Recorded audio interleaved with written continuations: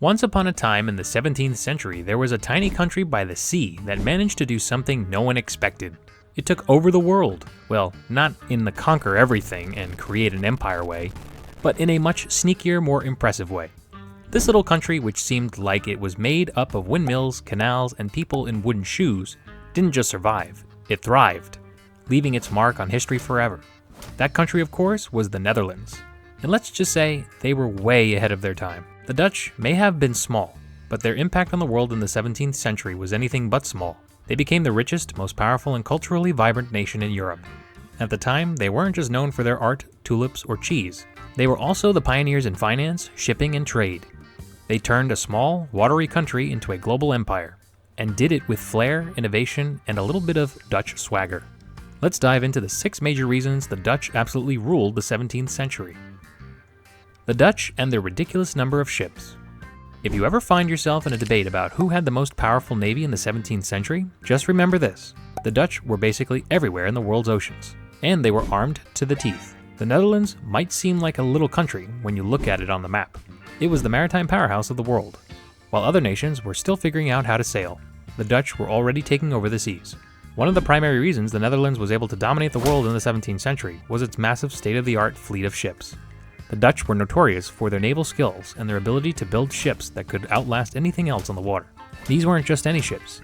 They were designed for speed, efficiency, and firepower. The Dutch even built a new type of ship called the Vloot, which was cheap, fast, and able to carry a huge amount of goods. Think of it like the cargo ship of the 1600s, except cooler and with cannons. The Vloot was a game changer, and it made Dutch merchants the kings of global trade. At the height of their maritime power, the Dutch East India Company, VOC, operated hundreds of ships, all headed to exotic places like Indonesia, Japan, India, and even the Americas. These ships were not just for transportation, they were floating businesses. They brought back spices, silks, tea, and other luxury goods that Europeans couldn't get enough of. The VOC was like Amazon in the 17th century, except, the actual physical stores on boats, and way more pirates. While the ships made the Dutch rich, they also made them powerful. Their navy helped them defeat the Spanish Empire in the 80 Years' War, 1568 to 1648, allowing the Netherlands to become an independent republic. By the 1600s, the Dutch had one of the largest and most sophisticated fleets in the world, capable of controlling major trade routes and intimidating rivals. The Dutch loved money, and were really good at making it. The Dutch didn't just sail around the world looking for spices and silk. They also knew how to make money out of almost anything they touched. While most nations were still relying on traditional forms of wealth, like land and agriculture, the Dutch were already getting their hands on one of the world's most important inventions, banking.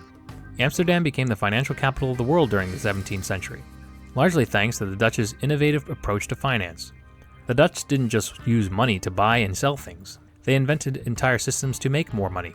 The Dutch created the world's first stock exchange in 1602, when the VOC was formed. It wasn't just a place for buying and selling shares, it was a place where people could invest in a company's future.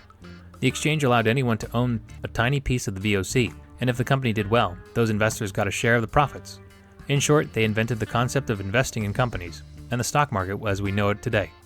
The VOC wasn't just a company, it was a state-backed giant. It had its own army, its own navy, and the power to make deals with foreign governments. This gave the Dutch a major financial advantage. As they raked in money from trade, the Netherlands became the richest country in Europe. Amsterdam's banks became the most trusted institutions in the world, and people from all corners of Europe rushed to the Dutch capital to invest, borrow, or deposit their money. But it wasn't just about large companies like the VOC. The Dutch were also pioneers in more personal forms of finance. Banks were set up to offer loans, which allowed Dutch citizens to buy homes and businesses. With the rise of banking came a culture of wealth creation and a rapidly expanding middle class. The Dutch didn't just make money, they spread it around, allowing more people to participate in the economy than ever before. Tulip Mania, when a flower cost as much as a house. Okay, so this one might sound a little crazy, but bear with me. There's a story about the Dutch that you simply can't ignore when talking about their economic dominance in the 17th century. It involves flowers, specifically tulips. In the early 1600s, tulips were a luxury item in the Netherlands. At the time, they weren't native to the country and had only recently been introduced from Turkey. People were absolutely obsessed with them. The flowers were exotic, vibrant, and had a strange appeal.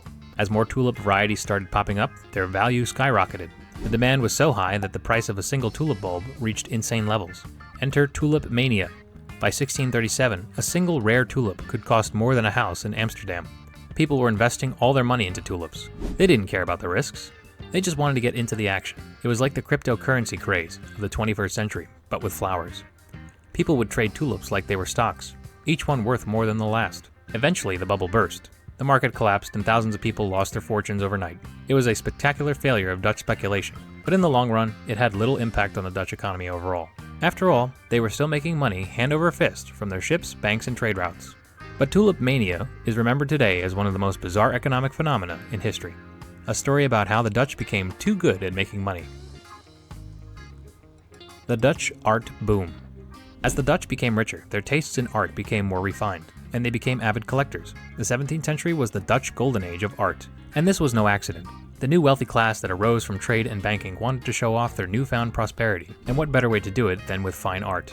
Dutch painters like Rembrandt, Johannes Vermeer, and Frans Hals were some of the most talented and prolific artists of their time. And unlike in other parts of Europe, where only the aristocracy could afford art, the Dutch middle class also started buying paintings. The wealthy merchants, bankers, and investors in Amsterdam were eager to commission portraits, landscapes, still lifes, and genre scenes. Let's talk about Rembrandt. This guy was so good at painting that it almost felt like he could capture your soul in a portrait. Rembrandt was known for his dramatic use of light and shadow, and his portraits had a psychological depth that was unmatched. People would pay him large sums of money to have their portrait painted, and he quickly became one of the wealthiest artists in the country. Some of his most famous works, like The Night Watch and Self-Portrait with Two Circles, are still celebrated today as masterpieces of Western art. Then there was Vermeer, the genius who could make something as simple as a woman pouring milk into a jug look like a moment of eternal beauty. His use of light, color, and perspective was revolutionary. Vermeer's painting like Girl with a Pearl Earring became iconic, and they helped set the Dutch apart as not only financial geniuses, but cultural tastemakers. Dutch art was unique in that it often focused on everyday life, portraying ordinary people doing ordinary things in a way that made them extraordinary. These paintings weren't just about showing wealth, they were about capturing the very essence of Dutch society. And with the growing middle class, more people could afford to buy and display these masterpieces. The Dutch golden age of art became a symbol of the country's wealth, creativity, and cultural influence. Dutch society was a cultural melting pot. In a world that was filled with wars, religious persecution, and intolerance, the Dutch stood out as a rare example of a society that was surprisingly tolerant, at least compared to their neighbors. During the 17th century, Europe was in the midst of religious wars. Catholic and Protestant nations were at each other's throats, and people who didn't follow the right religion were often persecuted. But the Dutch took a different approach. The Dutch were known for their religious tolerance. The Republic was made up of many different faiths, and the government didn't try to force people to follow one particular religion. Catholics, Protestants, Jews, and even some Muslims could live and practice their faiths without fear of being persecuted. This openness made the Netherlands a magnet for intellectuals, artists, and thinkers from all over Europe. People fleeing religious persecution from places like Spain, Portugal, and France flocked to the Netherlands. In Amsterdam, you could find Jews who escaped the Inquisition, Protestants escaping Catholic rulers, and philosophers who were searching for a place where they could think freely. This influx of ideas, cultures, and religions made the Dutch Republic a hotbed of creativity and intellectual activity.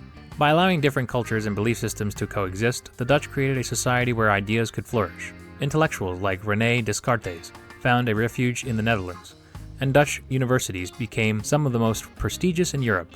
The free flow of ideas helped fuel the Dutch golden age in art, science, and philosophy. They invented modern trade and banking. The Dutch were not just a bunch of sailors and traders. They were business masterminds.